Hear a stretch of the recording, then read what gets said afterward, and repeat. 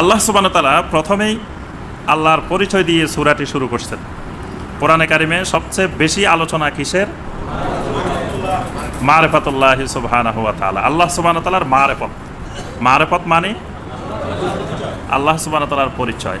সবচেয়ে বেশি আলোচনা কোরআনে কারিমে আল্লাহর পরিচয়। এত বেশি আলোচনা কেন? কবরের 1 নম্বর প্রশ্ন এটা, মার রাব্বুকা, তোমার রব কে? তাহলে 1 নম্বর প্রশ্নের আনসারই তো বেশি দরকার।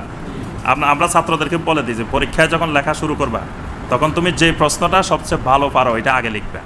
ওইটা যদি ভালোটা আগে লেখো তো এক্সামিনের খাতা দেখার সময় প্রথম যখন দেখে যে প্রথম প্রশ্নটা সুন্দর লিখছে, পরেরগুলো একটু কম সুন্দর হইলেও প্রথমটার উপরে অনেক কিছু নির্ভর করে। তা আল্লাহ সুবহানাহু ওয়া তাআলা কবরে আমাদের জন্য যে প্রশ্ন নির্ধারণ করছেন, 1 নম্বর প্রশ্ন কি? মার রাব্বুকা, তোমার রবকে। তাহলে 1 নম্বর প্রশ্নের আনসারটা সুন্দর করে জানতে হবে। তাহলে বাকিগুলো একটু সুন্দর করে না দিতে পারলেও আল্লাহ বলবে যে এ তো 1 নম্বরটা ভালো করে জানছে।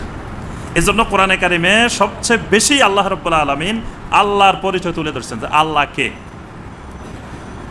এখানেও সূরা সাবার প্রথমে আল্লাহ পাক নিজের পরিচয় তুলে ধরছেন, আলহামদুলিল্লাহিল্লাযী লাহু মা ফিস সামাওয়াতি ওয়া মা ফিল আরদ ওয়া লাহুল হামদু ফিল আখিরা ওয়া হুয়াল হাকীমুল খাবীর।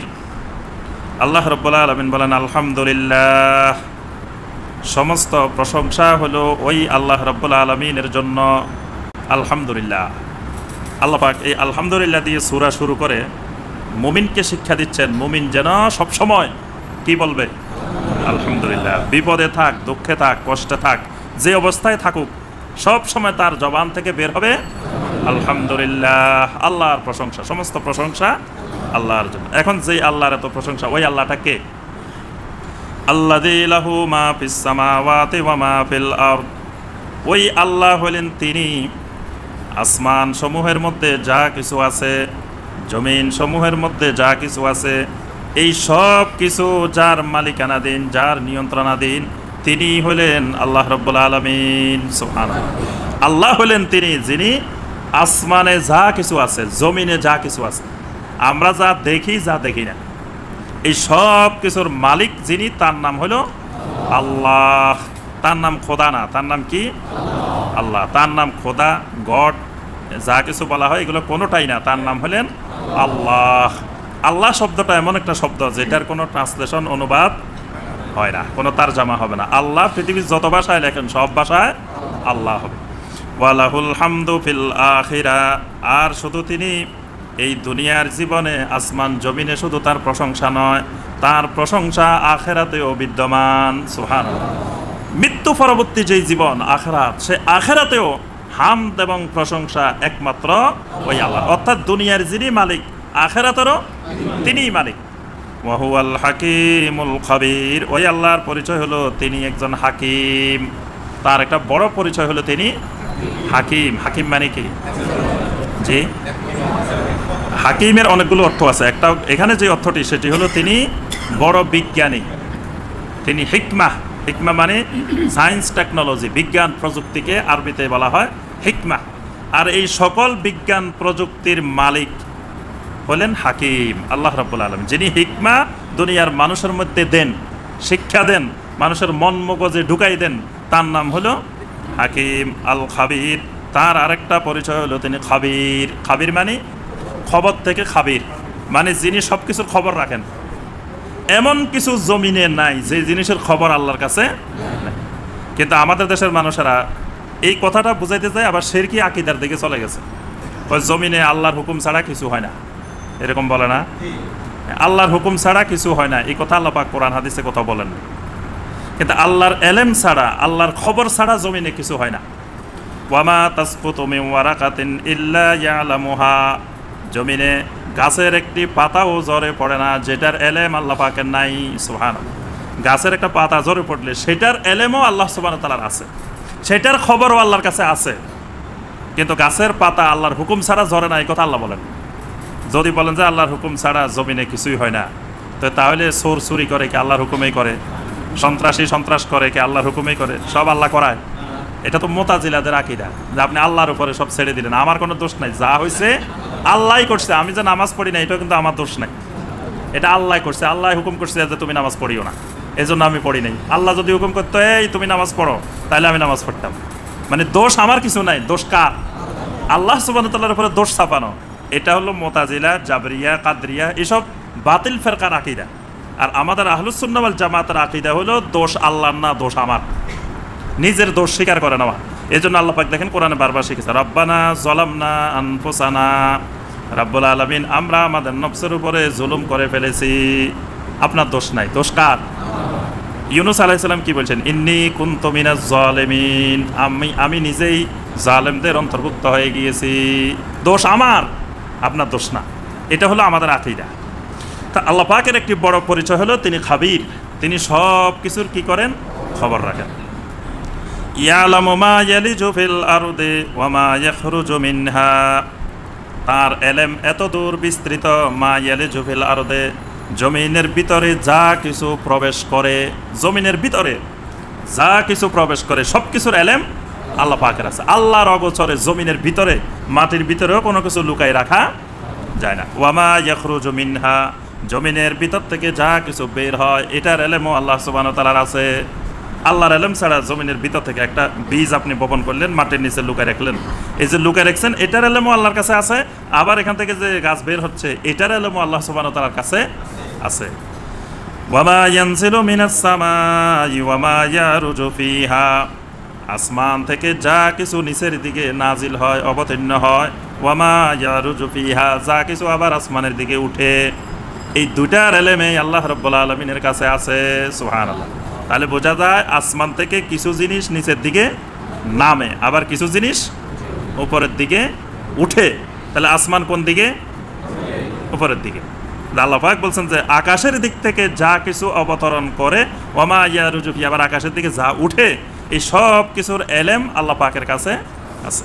ওয়া হুয়ার রাহিমুল গফুর, তার আরো বড় পরিচয় হলো তিনি আর রাহিম।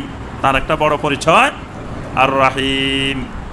আল্লাহ পাক রহমান এবং রাহিম।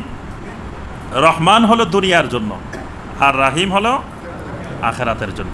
রহমান হলো মুমিন, কাফের, মুশরিক সকলের প্রতি আল্লাহ রহমান।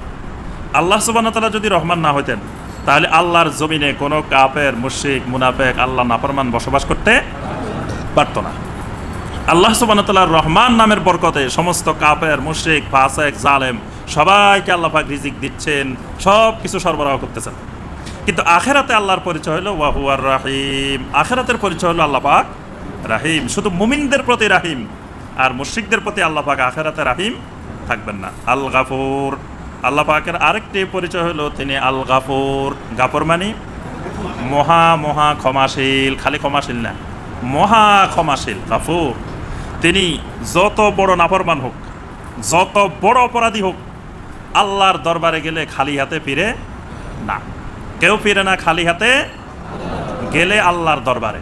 আল্লাহর দরবারে যদি কেউ ধন না দেয়, আল্লাহর দরবারে যদি হাজিরা দেয়, তো দুনিয়ার কোনো জালেম, কোনো কাফের, কোনো মুশরিক কেউ খালি হাতে ফিরবে না। এটা আল্লাহর ওয়াদা। আল্লাহ পাক বলছেন, কুল ইয়া ইবাদিয়াল্লাযীনা আসরাফু আলা আনফুসিহিম লা তাকনাতু মির রাহমাতিল্লাহ ইন্নাল্লাহা ইয়াগফিরুয যুনুবা জামিআ। আল্লাহ পাক বলেন, ও বান্দা, যত নাফরমানি করো, যত নফসের উপরে বাড়াবাড়ি করে ফেলো, লা তাকনাতু মির রাহমাতিল্লাহ, খবরদার আল্লাহর রহমত থেকে কখনো নিরাশ হইও না। ইন্নাল্লাহা ইয়াগফিরুয যুনুবা জামিআ, আল্লাহ রাব্বুল আলামিন তোমার সমস্ত গুনাহ মাফ করে দিবেন। সুবহানাল্লাহ। সমস্ত গুনাহ, জামিয়া বলছেন, সকল গুনাহ আল্লাহ মাফ করে দিবেন। তাহলে আমরা জুমার খুতবায় বলছি যে আল্লাহ পাক কোরবানি কবুল করেন কাদের থেকে? ইন্নামা ইয়াতাকাব্বালুল্লাহু মিনাল মুত্তাকিন, শুধুমাত্র মুত্তাকিনদের থেকে আল্লাহ কবুল করেন। এখন যারা মুত্তাকিন না তারা কি কোরবানি করবে না? করবে। তারা আল্লাহর রহমত থেকে নিরাশ হবে না। মুত্তাকিন না হইলেও তিনি তওবা করে এসে মুত্তাকির রাস্তায় ঢুকবে, ভর্তি হয়ে যাবে, ভর্তি হয়ে মুত্তাকির রাস্তায়, এরপরে তিনি কোরবানি করবেন। তাহলে আল্লাহ সুবহানাহু ওয়া তাআলা তার অতীতের গুনাহ, ইয়াগফিরুয যুনুবা জামিআ, সমস্ত গুনাহ আল্লাহ মাফ করে দিবেন। সুবহানাল্লাহ। আল্লাহর বড় পরিচয় তিনি আল গাফুর। ওয়া ক্বালাল্লাযীনা কাফারু লা তা'তিনাস সাআহ, কাফেররা এসে নবী সাল্লাল্লাহু আলাইহি সাল্লামকে বলে, তুমি আমাদেরকে কিয়ামতের ভয়াবহতার বর্ণনা দিচ্ছ, ওই কিয়ামতটা একবার এনে আমাদেরকে দেখাই দাও। বারবার প্রতিদিন খালি বলো কিয়ামত আসবে, কিয়ামত আসবে, তো কিয়ামতটা একটু দেখাই দাও না। কুল বালা ওয়া রাব্বি লাতাতিয়ান্নাকুম আলিমিল গায়ব। রাসূল আপনি বলেন বালা, বালা মানে হ্যাঁ, ওয়া রাব্বি আলিমিল গায়বে, আমার আলিমুল গায়েব রবের কসম। নবী সাল্লাল্লাহু আলাইহি ওয়াসাল্লাম কসম করছেন কিসের? আলিমুল গায়েব আমার রব। রবের আরেকটা পরিচয় হলো আলিমুল গায়েব। আল্লাহ হলেন আলিমুল গায়েব। তাহলে আল্লাহ ছাড়া পৃথিবীর কোনো মাখলুক কি আলিমুল গায়েব হতে পারে? তাহলে আদম আলাইহিস সালাম কি আলিমুল গায়েব? ইব্রাহিম আলাইহিস সালাম, মুহাম্মদ রাসূলুল্লাহ সাল্লাল্লাহু আলাইহি ওয়াসাল্লাম। আল্লাহ সুবহানাহু ওয়া তাআলা ছাড়া অন্য কাউকে আলিমুল গায়েব বিশ্বাস করা শিরক। আলিমুল গায়েব একমাত্র আল্লাহ রাব্বুল আলামিন। আরেকটা বিষয় হলো কসম করতে হবে কার? শুধুমাত্র আল্লাহ। আমার বাপের কসম বলা যাবে? আমার মায়ের কসম, আমার ছেলের মাথা ধরি বলতেছি, ছেলের মাথার কসম, কোরআন কারীম ধরি বলতেছি, এই কোরআন শরীফের কসম, কোরআন সহি বলতেছি, এগুলা শিরক। আল্লাহ রাসূল সাল্লাল্লাহু আলাইহি ওয়াসাল্লাম বলছেন মান হালাফা বিগাইরিল্লাহি ফাকাদ আশরাকা, যে ব্যক্তি আল্লাহ ছাড়া অন্য কোনো মাখলুকের কসম করলো সে শিরক করলো। আল্লাহ সুবহানাহু ওয়া তাআলা ছাড়া আল্লাহর কোনো মাখলুকের কসম করা যাবে না। শুধু আল্লাহ নিজে আল্লাহর মাখলুকের কসম করছেন। ওয়াত্তিনি ওয়াজ্জাইতুনি ওয়া তুরি সিনিন ওয়া হাযাল বালাদিল আমিন। দেখেন, 3 ফলের কসম, জাইতুন ফলের কসম, তুরে সিনিনের কসম, কতগুলা কসম করছেন না? আল্লাহ সুবহানাহু ওয়া তাআলা আল্লাহর মাখলুকের কসম করতে পারবে, কারণ এগুলো আল্লাহর নিয়ন্ত্রণাধীন, আল্লাহর ক্ষমতাধীন। কিন্তু যেগুলো বান্দার ক্ষমতাধীন, মাখলুকের ক্ষমতাধীন কেউ নাই। আমাদের যে ছেলে মেয়ে আছে এরা কি আমাদের নিয়ন্ত্রণাধীন না আল্লাহর নিয়ন্ত্রণাধীন? আমাদের কিছুই না, বরং আমাদের জন্য আরো বিপদ। ছেলে মেয়ে কি বিপদ না? ভালো, বড় বিপদ। আল্লাহ পাক হুঁশিয়ার করে দিয়েছেন, ইয়া আইয়ুহাল্লাযীনা আমানু লা তুলহিকুম আমওয়ালুকুম ওয়ালা আওলাদুকুম আন যিকরিল্লাহ। হে ঈমানদার, খবরদার তোমার ধন সম্পদ, তোমার সন্তান সন্ততি যেন তোমাকে কোনো অবস্থায় আল্লাহর জিকির থেকে গাফেল না করে। এই জিনিসগুলো হলো আল্লাহর জিকির থেকে গাফেল করার মাধ্যম। ধন সম্পদ আর ছেলে মেয়ে এগুলা বান্দাকে, আল্লাহর বান্দাকে আল্লাহর জিকির থেকে গাফেল করে। ওয়া মান ইয়াফআল যালিকা ফাউলাইকা হুমুল খাসিরুন। যারা এই কাজটা করে তারা ক্ষতিগ্রস্ত হয়ে যাবে। তাহলে ছেলে মেয়ে আপনাকে ক্ষতিগ্রস্ত বানানোরও মাধ্যম, কারণ অসংখ্য মানুষ কিয়ামতের ময়দানে ছেলে মেয়ের জন্য জাহান্নামে যাবে। তাহলে ছেলে মেয়ে আল্লাহর ক্ষমতাধীন, আল্লাহর নিয়ন্ত্রণাধীন, তাহলে আপনি ছেলে মেয়ের কসম করতে পারেন না। এজন্য বান্দার জন্য আল্লাহ সুবহানাহু ওয়া তাআলা ছাড়া আর কোনো কসম জায়েজ না। আপনি কসম করতে চান, বলবেন যে আল্লাহে তাল্লাহে বিল্লাহে, মানে আল্লাহর কসম। দেখেন, নবী সাল্লাল্লাহু আলাইহি ওয়াসাল্লামকে আল্লাহ শিখাইতেছেন, রাসূল আপনি কসম করে বলেন। কসমটা কেমনে করবেন? ওয়া রাব্বি আলিমিল গায়বে, আমার রব আলিমুল গায়বের কসম। লাতাতিয়ান্নাকুম, তোমাদের কাছে অবশ্যই ওই কিয়ামত আসবে, কিয়ামত আসবে। এই কথা আল্লাহ বলতে গিয়ে 3টা কসম করছেন, লামে তাকিদ, নুনে তাকিদ দিয়ে কসম করে, এরপরে বালা ওয়া রাব্বি আলিমিল গায়ব, 3টা কসম করে আল্লাহ বলছেন লাতাতিয়ান্নাকুম, অবশ্যই অবশ্যই অবশ্যই সেই কিয়ামত আসবে। নবী সাল্লাল্লাহু আলাইহি ওয়াসাল্লাম পৃথিবীতে আসা, এটাই তো কিয়ামতের 1 নম্বর আলামত।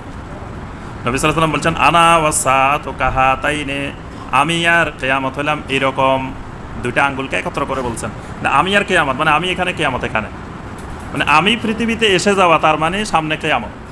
কারণ আর কোনো নবী রাসূল আমার পরে নাই, আমার পরে আছে যেটা সেটা কিয়ামত। তো নবী সাল্লাল্লাহু আলাইহি ওয়াসাল্লাম এসে যাওয়া মানে কিয়ামতের পূর্বাভাস এসে গেছে। তা আল্লাহ পাক বলছেন আপনি রবের কসম করে বলেন যে লাতাতিয়ান্নাকুম। এখানে আলিমুল গায়বের কসম করার কারণ হলো যে কিয়ামতটা কোন দিন, কোন মুহূর্তে, কোন সময় হবে এটা আমার ওই আল্লাহ ছাড়া আর কেউ জানে না। জিবরিল আলাইহিস সালাম এসে জিজ্ঞাসা করছেন নবী সাল্লাল্লাহু আলাইহি ওয়াসাল্লামকে যে আখবিরনি আনিস সাআ, বলেন আমাকে কিয়ামত কখন হবে, কিয়ামত কখন হবে একটু বলে দেন। নবী সাল্লাল্লাহু আলাইহি ওয়াসাল্লাম কি বলছেন? যিনি প্রশ্ন করেছেন তিনি আমার থেকে প্রশ্নকৃত লোকের থেকে বেশি জানেন, মানে প্রশ্নকারীর থেকে প্রশ্নকৃত ব্যক্তি বেশি জানে না।